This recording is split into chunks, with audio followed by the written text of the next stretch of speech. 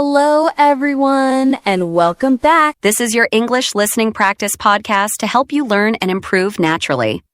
If you want to sound more natural when you speak English, and you want your conversations to just flow easily, the secret isn't just about knowing lots of single words. It's about knowing those common phrases that native speakers use all the time, without even thinking about it. That's right. Phrases are ready-made expressions that make your English conversation sound smooth and authentic. You don't have to build every sentence from scratch. Once you learn these everyday phrases, you'll start hearing them everywhere, and you'll find yourself using them naturally in your speaking. By the way, I'm Emily. And I'm Liam. Today, we're going to share a collection of everyday English phrases that you can immediately start using. We'll explain what each phrase means, give you clear examples of how to use it, and even try it out together. So get comfortable, grab your tea, and let's get started. Okay, let's start with a fun one. Spill the tea. Have you heard this phrase before? Spill the tea. We hear it all the time. If you think about it literally, it just sounds like a mess in the kitchen. Exactly. But this phrase doesn't mean dropping your drink. Spill the tea means to share gossip or tell a secret. It's a slang phrase and lots of people use it. Here's an example. Your friend says, "Did you hear what happened yesterday?" Spill the tea. That just means, tell me what happened. Or at work. The manager spilled the tea about the new project. That means the manager shared some secret information. Remember, tea in this phrase means gossip or information. So when someone says spill the tea, they want the story. Next phrase, when pigs fly. Do pigs fly? No, of course, unless it's a cartoon. Exactly. This phrase means something will never happen. It's a fun way to say, that's impossible. For example, I might say, Liam will wake up at 5 a.m. every day. When pigs fly, it's not going to happen. Or in a movie, someone might say, he'll admit he was wrong when pigs fly.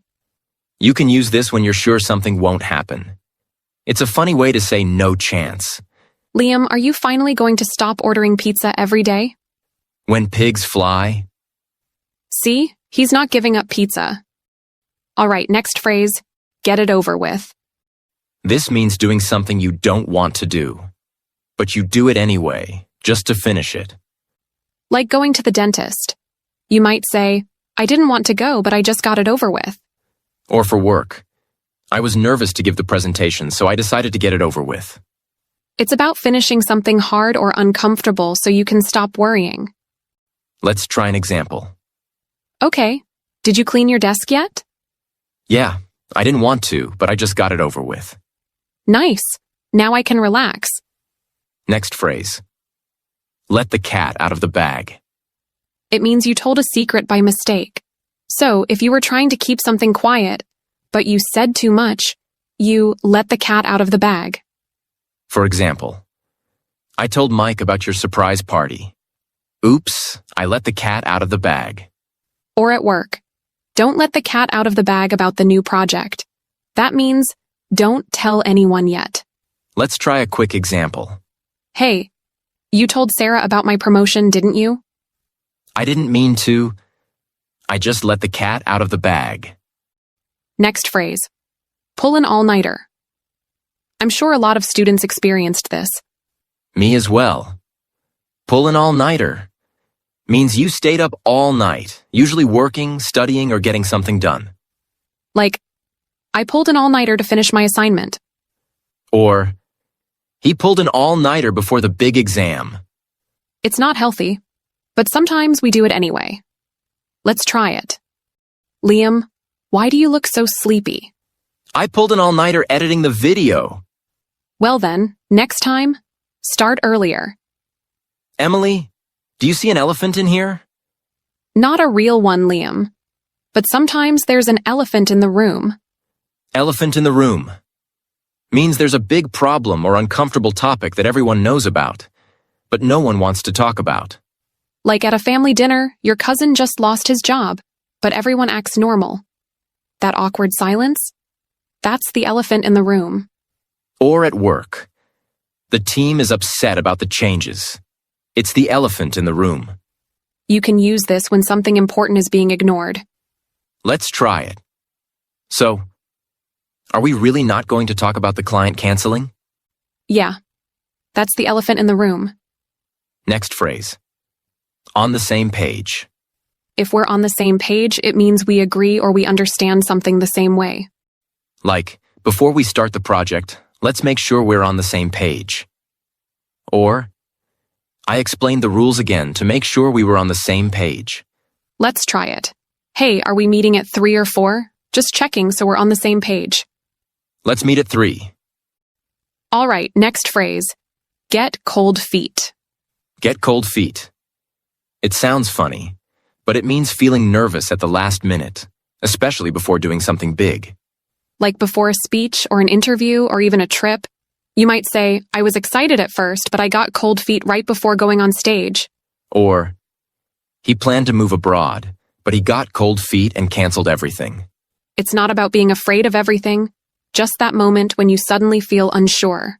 Use this phrase when nerves take over, even if you were confident before. Next phrase, in hot water. In hot water means being in trouble, usually because of something you did. Like if you forget your homework, your teacher might say, you're in hot water this time. Or, he's in hot water with his boss for missing the meeting. So it's about being in a difficult situation. Use it when someone's facing consequences for their actions. Next phrase, out of the loop. Out of the loop. Like if your friends made weekend plans and forgot to tell you, you could say, I feel out of the loop. It's a casual way to say you've missed information or weren't included. Or at work. I didn't get that email. Am I out of the loop again? Use this phrase when you're feeling left out. Not in a dramatic way, just honest. Liam, how was your weekend? Did you get a chance to just chew the fat with anyone? I did. And just to be clear, nobody's eating fat here. This phrase means having a long, casual chat, like when friends sit and talk about anything and everything. For example, we stayed up late chewing the fat about childhood memories and random stuff. Or, after the meeting, we chewed the fat about weekend plans. Just small talk, nothing serious. Great for describing those slow, easy conversations with people you're comfortable with. Next phrase, wolf in sheep's clothing. I really love this phrase. A wolf in sheep's clothing is someone who pretends to be kind or safe, but really isn't. It's from an old story about a wolf hiding in a sheep's skin to trick others. Like a coworker who acts nice but then blames you for mistakes. That's a wolf in sheep's clothing. Or, that message looked real, but it was a wolf in sheep's clothing. It was a scam. This phrase helps you describe situations where someone hides their true intentions. Next phrase, burning bridges. Burning bridges means ending a relationship or opportunity in a way that you can't fix later. If you leave a job and shout at your boss, you've burned that bridge. You probably can't go back. Or, she burned bridges with her friend by sharing private messages. The trust is gone. It's used when someone acts without thinking and damages something important. Next up, rule of thumb. It means a simple guideline that works most of the time. It's a phrase for practical tips. It's great when you want to give helpful advice without sounding too strict. For example, a good rule of thumb is to save 10% of your income. Or, as a rule of thumb, I don't drink coffee after 4 p.m. It's not a strict rule, just advice that usually works. Okay, next phrase. Sharp as a tack. Sharp as a tack means very smart or quick to understand things. For example, my nephew is sharp as a tack. He finished the puzzle in minutes. Or, the new intern is sharp as a tack. She picks things up really fast. It's a friendly compliment. You can use it when someone is clever, quick, or just really good at thinking on their feet. Emily, what's your plan for the weekend? Not sure yet. I'll just play it by ear. This phrase, play it by ear, means to decide as you go. You don't make a strict plan. You wait and see what happens. For example, we don't have to plan everything for the trip. Let's play it by ear. Or in a meeting. The schedule changed, so we're playing it by ear today. Next, we have get your foot in the door. Get your foot in the door means getting a small chance that could lead to something bigger. Like applying for an internship just to get your foot in the door at your dream company. It's not the final goal, but it's a smart first step. It's like holding a door open with your foot. Once it's open, you can go further in. Hit the ground running. Hit the ground running means to start something quickly and confidently. For example, she hit the ground running on her first day and finished 3 tasks before lunch. Or when you move to a new city. We hit the ground running, exploring and meeting people on day 1. Next phrase is comforting. Light at the end of the tunnel. It means you can finally see things getting better after a hard time. Like working on a long, stressful project. When things improve, you see that light. Or recovering from illness. I've been sick for weeks, but now there's light at the end of the tunnel. It's often used to give people hope. Next phrase, mind your own business. It means don't get involved in things that aren't about you. It's a way to say, that's not your concern. For example, I asked about her fight with her best friend, and she said, mind your own business. Or at work. He always comments on what others are doing. He should really mind his own business. It just reminds people to respect others' space. Ever feel so tense you just need to blow off steam? Ugh, all the time. Blow off steam means letting out built-up stress or frustration, usually in a healthy way. For example, after a long day, I blow off steam by going for a run. Or, I need to blow off steam. Want to grab coffee and vent a little? It's about not letting stress pile up. Next phrase. Rome wasn't built in a day. This phrase is a really good reminder. Yeah, it means big goals take time and effort. Progress isn't instant. Like with English. You won't be fluent overnight. Rome wasn't built in a day. Same with fitness or learning any skill. It takes patience. In short, Rome wasn't built in a day means progress takes time. Next we have, go down in flames. It means failing badly and publicly, especially after high hopes. It paints a strong picture. Failure that's loud and noticeable. For example, they launched their app with big dreams, and it went down in flames. Or, the team made the finals but totally went down in flames. Next up, we have walk on eggshells. Ever feel like one wrong move will upset someone? That's walking on eggshells. It means being extra careful not to make things worse, especially around someone moody or sensitive. Example. Since the argument, I've been walking on eggshells around him. Or, everyone's walking on eggshells at work after the new manager started. It's about being extra careful to avoid upsetting someone. Can you believe we've already made it to phrase 25? Time flies when you're having fun. Right. Time flies when you're having fun. This means fun moments always feel short. For example, we talked for hours. It felt like minutes. Or during a trip, the vacation ended too soon. Time really flew. Go with the flow. Ah, yes, go with the flow. I love this one because it's all about being flexible and easygoing. Exactly. It means to relax and adapt to whatever happens, instead of trying to control everything or resist changes. It's about being flexible and accepting things as they come. So, if our plans change unexpectedly, instead of getting stressed, you just go with the flow and make the best of the new situation. Perfect example.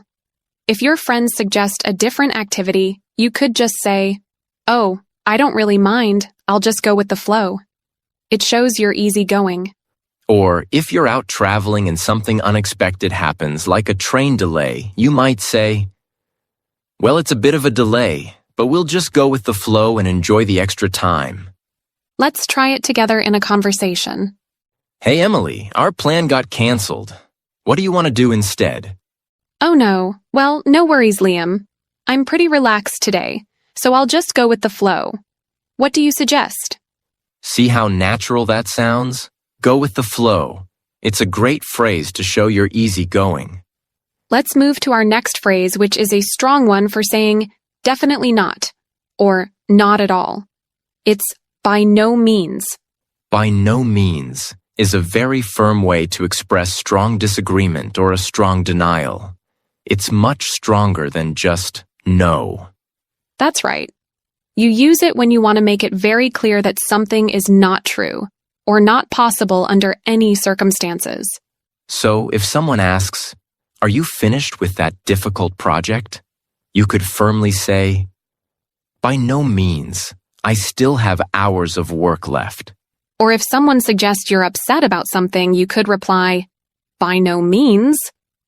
I'm actually feeling very positive about it." Let's practice.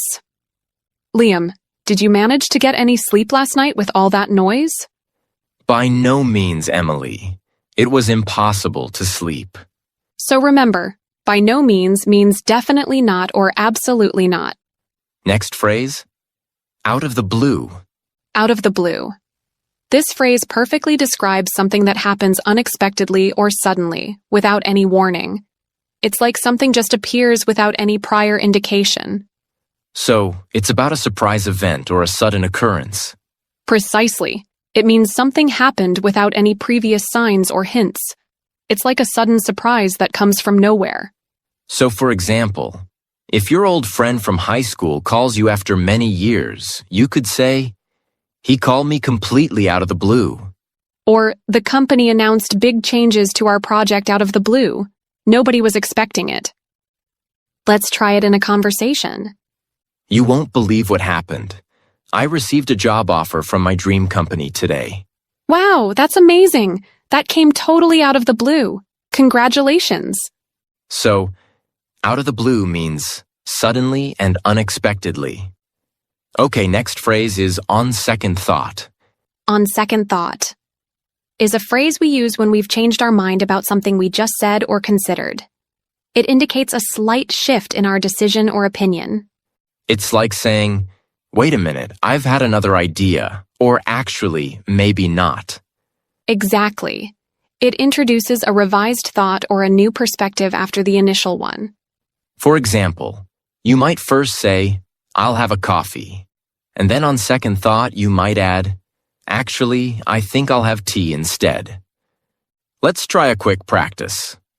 Okay, Liam, are you going to the birthday party? Yeah, I think so. On second thought, maybe I should stay home and get some rest. See how Liam first agreed but then changed his mind? On second thought signals that change.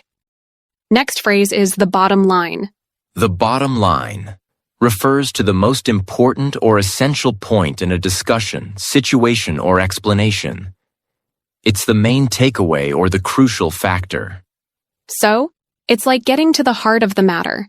It cuts through all the extra details and focuses on what's most important.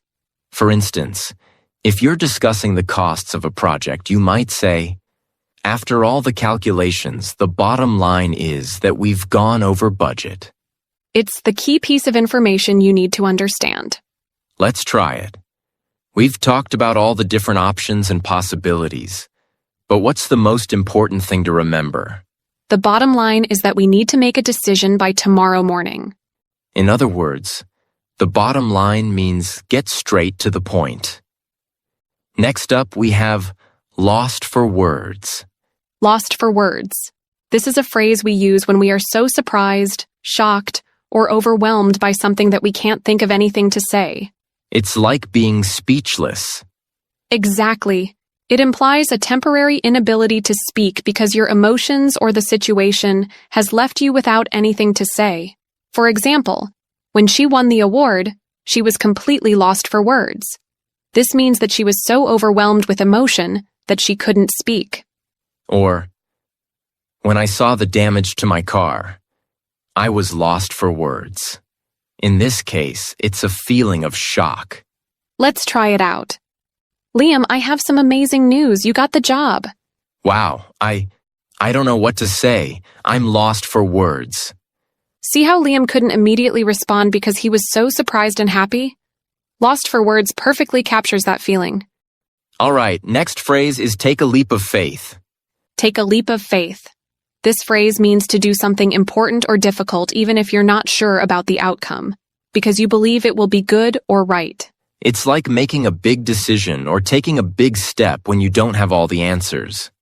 It often involves taking a risk, but it's a risk you feel is necessary or important. It's about having courage and trusting the process. For example, if someone is thinking about starting a new business but is worried about the future, you might tell them, sometimes you just have to take a leap of faith and believe in your idea. Perfect example. Or, she decided to quit her old job and move to a new city without a job waiting for her. It was a real leap of faith. Let's try this. I'm thinking about going back to university, but I'm worried about the cost and the time it will take. I understand, but sometimes you just have to take a leap of faith and trust that it will work out for your future.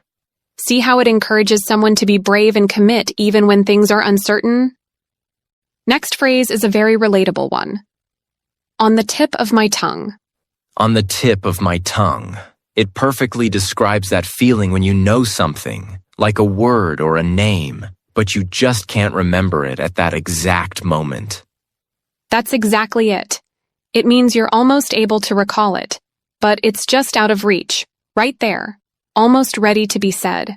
It's so frustrating when that happens. You feel like you know it, but it just won't come out. For example, I know his name. It's right on the tip of my tongue, but I just can't remember it. Or, I'm trying to remember that movie I watched last week. The title is on the tip of my tongue, but I can't quite get it. Let's use it in a conversation.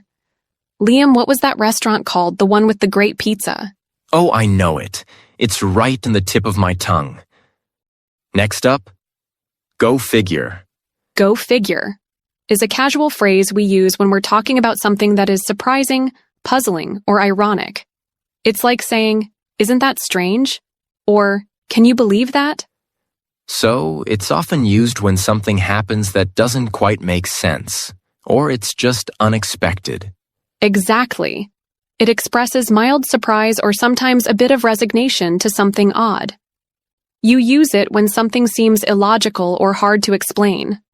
For instance, I studied all night for the exam, but I still got a low score. My friend didn't study at all and got an A. Go figure. That's a classic example. It's used when something seems unfair or just plain weird. Let's try it out. Liam, the new park opened and it's already full of people, even though it's raining. Really? It's raining and everyone's still there? Go figure. Next, we have clear the air. This phrase means to resolve a disagreement or misunderstanding with someone by talking about it openly and honestly. It's about getting rid of bad feelings or tension in a relationship. It's like when there's a cloudy atmosphere between people and you want to make it sunny again. That's a perfect image, Liam. You use it when there's some tension or an unresolved issue that needs to be discussed so everyone can feel better. For example, Sarah and Jessica had a disagreement, but they decided to meet up and clear the air so they could be friends again. Or, there was a lot of gossip at work, so the manager called a meeting to clear the air and address everyone's concerns. Let's try it. Liam, I feel like there's been some misunderstanding between you and your friend lately. I feel it too. Maybe we should sit down later and clear the air. Next phrase is, what's the catch? What's the catch? This is a phrase you use when something seems too good to be true, and you suspect there might be a hidden problem, condition, or trick. Yes, it implies suspicion or caution. When an offer sounds incredibly easy or beneficial, you automatically wonder if there's a hidden disadvantage. So, if someone offers you a free vacation, you might think, wow, this sounds amazing, but what's the catch? Exactly. You're looking for the hidden cost or the tricky part. Or if a new product promises incredible results with no effort, you might ask, what's the catch? It's about looking for the small print, the part that isn't immediately obvious. Let's use it in a conversation. Emily, I found a new English course online and it's completely free and it promises fluency in 1 month. That sounds amazing, Liam. But what's the catch? Is it really that simple? What's the catch? Is your way of saying, I'm a bit suspicious. Tell me the hidden truth. Next up, jump to conclusions. Jump to conclusions. This phrase means to make a decision or judgment about something quickly, without having all the facts or enough information. It's about assuming something is true too soon. So, it's like quickly deciding something without thinking it through properly or waiting for all the details. You use it when someone forms an opinion or makes a judgment too fast, often incorrectly, because they haven't considered everything. For example, don't jump to conclusions just because he didn't call you back. Maybe his phone battery died. Or, she saw them talking and immediately jumped to conclusions that they were planning something against her, when they were just discussing work. It's a warning against making quick, uninformed judgments. Let's try it out. Liam, I saw Sarah packing a suitcase, so she must be leaving the company. Whoa, Emily, don't jump to conclusions. Maybe she's just going on a business trip or a short vacation. All right, next phrase. Get a load of this. Get a load of this. This is a casual phrase you use when you want to get someone's attention because you're about to share something surprising, interesting, or unbelievable. It's like saying, listen to this or check this out. So, you use it to introduce something noteworthy or unexpected that you're about to tell someone. Exactly. It's a way to prepare someone for a piece of news or information that might be a bit shocking or very amusing. For example, I was walking home today and get a load of this. A cat was riding on the back of a dog. That's a great example. Or, you won't believe what happened at work today. Get a load of this. They completely changed the meeting schedule at the last minute. It's a fun way to start a story or share something surprising. Let's practice it. Liam, you're not going to believe what I just read in the news. Oh? Get a load of this then. Tell me what happened. Next phrase. You live and learn. You live and learn is a phrase you say when you've made a mistake or experienced something new, and you've gained new knowledge or understanding from it. It acknowledges that mistakes are part of the learning process.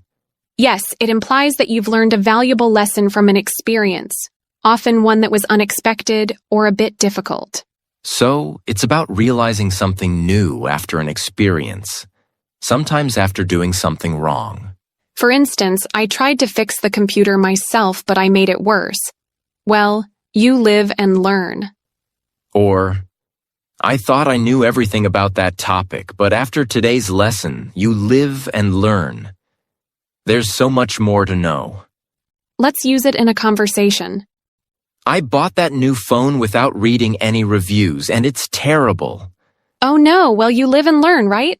Next time you'll check the reviews first. Right. Next we have, it's not rocket science. It's not rocket science. This is a common phrase we use to say that something is not very difficult or complicated to understand or do. It means it's simpler than it might appear. It's a way of saying, this isn't as hard as it looks, or anyone can understand this. Right.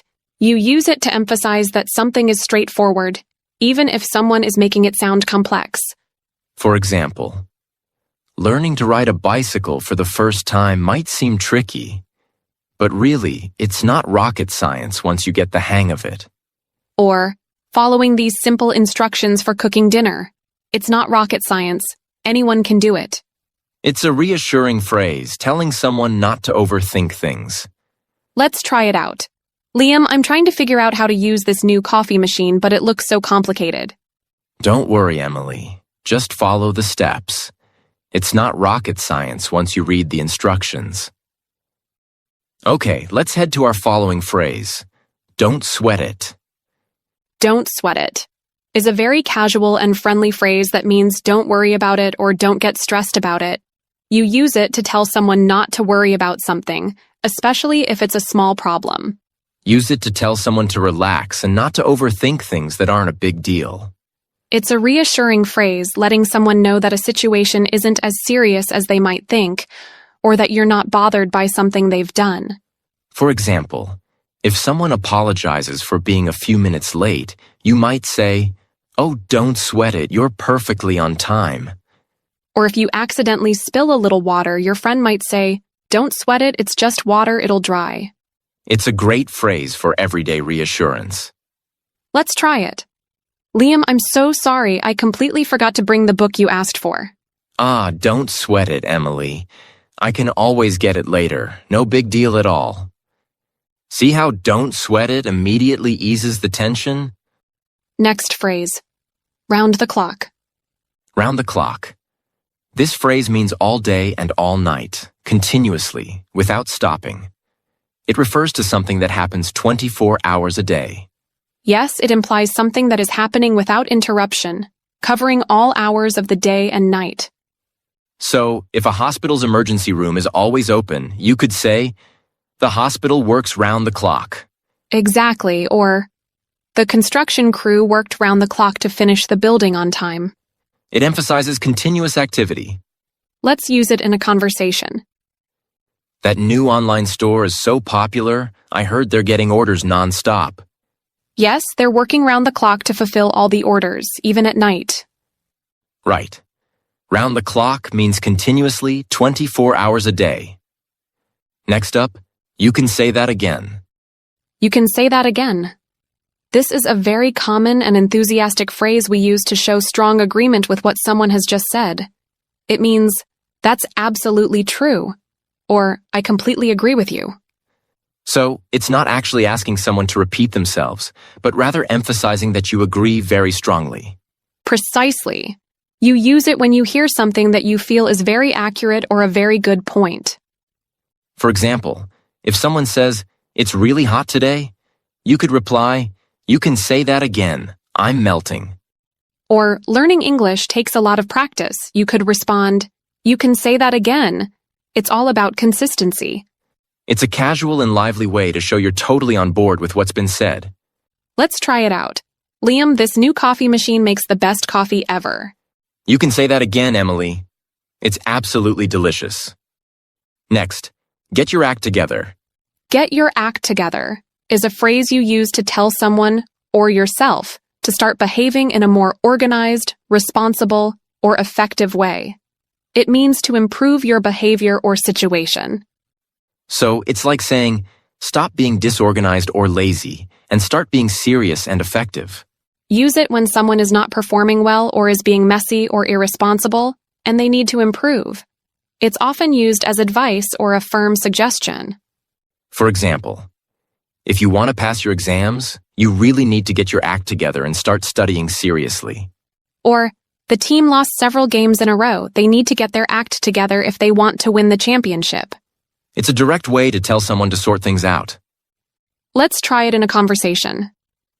Liam, I've been feeling so unproductive lately, just wasting time. I get that feeling sometimes, Emily.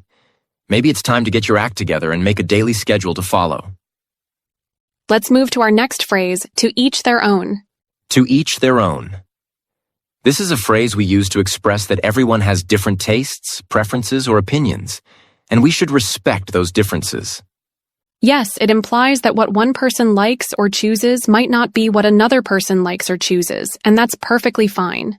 It's a way of accepting individual preferences without judgment. So, if someone tells you they love a kind of food you really don't like, you could just say, well, to each their own. Exactly. It acknowledges that people are different and that's okay. Or, I can't believe he chose that car color. But hey, to each their own. It's a simple way to show tolerance and understanding of individual choices. Let's use it in a conversation. I don't understand why people enjoy exercising so much. It's just so tiring. Well, to each their own, Liam. Some people really love it. Right. To each their own means everyone has different preferences, and we should respect that. Next up, it's a tough call. It's a tough call. This phrase means that a decision is difficult to make because both options or sides have strong arguments or there are significant pros and cons for each. So, it's about a difficult choice where there's no clear, easy answer. Precisely, you use it when you're faced with a problem and it's hard to decide which path to take. For example, both candidates for the job are excellent. It's a really tough call to decide who to hire. Or, should I go to the party or stay home and study? It's a tough call because I want to do both. It expresses that you're in a tricky situation and the decision isn't obvious. Let's try it out. Liam, should I buy the more expensive phone with all the new features, or the cheaper one that does the basic things? That's a tough call, Emily. Both have their benefits. Next phrase is see eye to eye. See eye to eye means to agree with someone or have the same opinion about something. If two people see eye to eye, they share the same views and understanding. It's about being in agreement or having a shared perspective. Use it when you and another person have similar thoughts or opinions on a topic. For example, my brother and I rarely see eye to eye on politics. This means they usually disagree all the time. Or, luckily the whole team sees eye to eye on the new project direction, so we can start working. It's a clear way to express whether there's agreement or disagreement. Let's try it. Liam, do you think we should try that new cafe down the street? Yes, we definitely see eye to eye on that. I've been wanting to try it all week. Next phrase, the pros and cons. The pros and cons is a very common phrase we use when we are talking about the advantages and disadvantages of something. Pros are the good points, and cons are the bad points.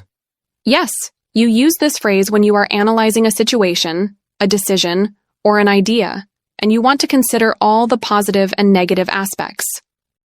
So, if you're thinking about buying a new car, you would weigh the pros and cons of each model before deciding. Exactly, or, before starting a business, it's important to consider all the pros and cons very carefully.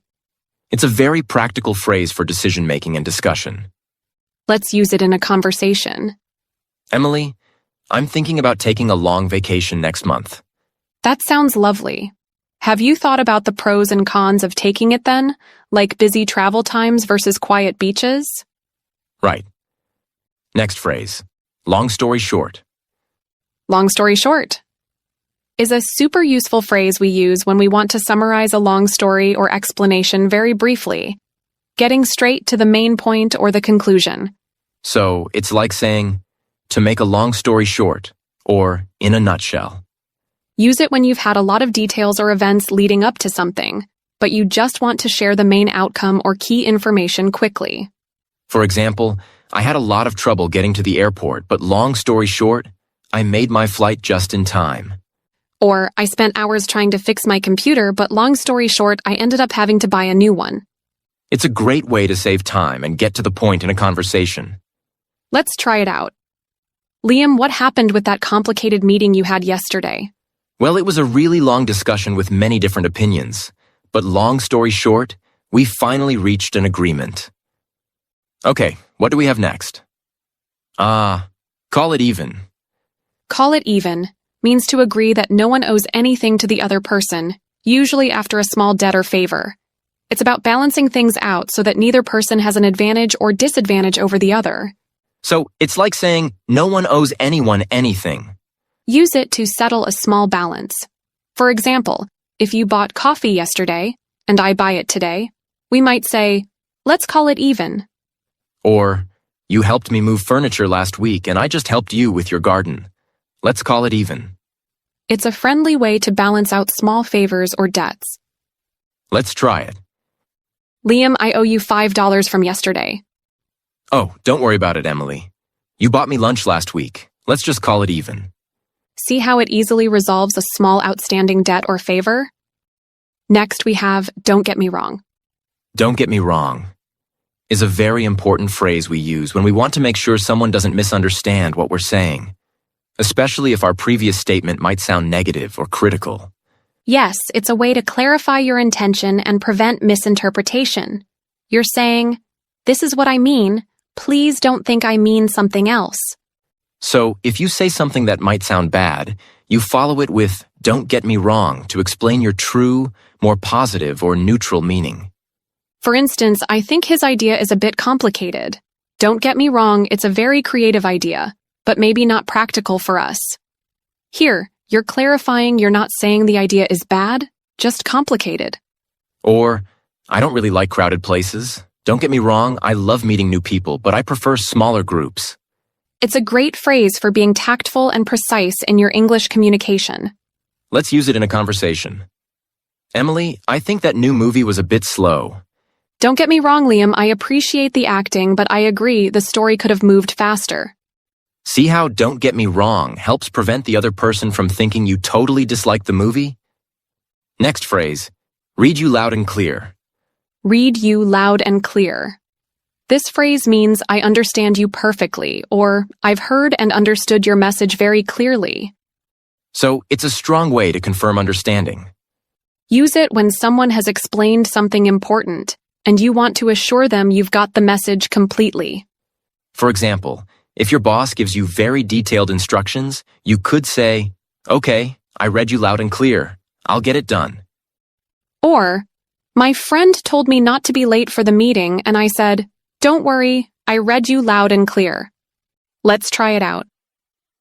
Liam, remember, the deadline for the report is absolutely tomorrow. No extensions. Got it, Emily. I read you loud and clear. The report will be ready. Next phrase is make ends meet. Make ends meet.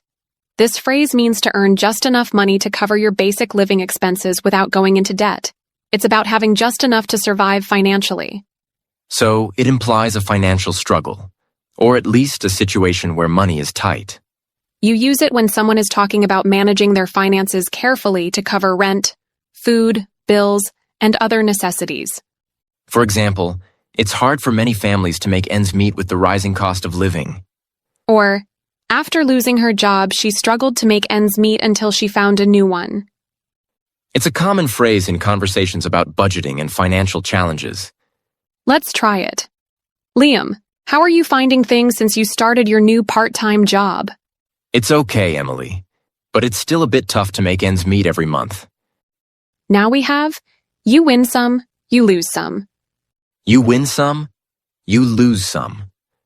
This is a phrase we use to accept that life has both successes and failures, and you can't always win every time. It's about acknowledging that things don't always go your way. Yes, it's a way to express a philosophical or realistic view about life's ups and downs. It helps you accept setbacks without too much disappointment. So, if you try something new and it doesn't work out, you might just say, you win some, you lose some. It's a phrase for showing resilience and a healthy perspective. Or, I really wanted that promotion, but I didn't get it this time. Oh well, you win some, you lose some. Let's use it in a conversation.